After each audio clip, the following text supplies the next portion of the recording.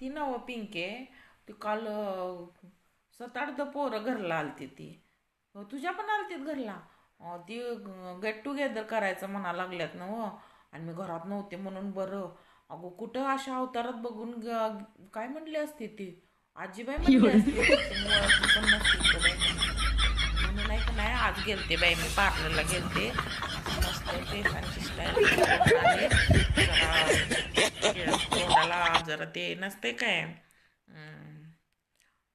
Face pack नसते का, ते आणलं. सगळं जरासं जरा अवतार बदलाव म्हटलं ग. नाहीतर एवढं छान दिसत होतं. आणि आता ओळखणार पण नाही ती म्हटल्यावर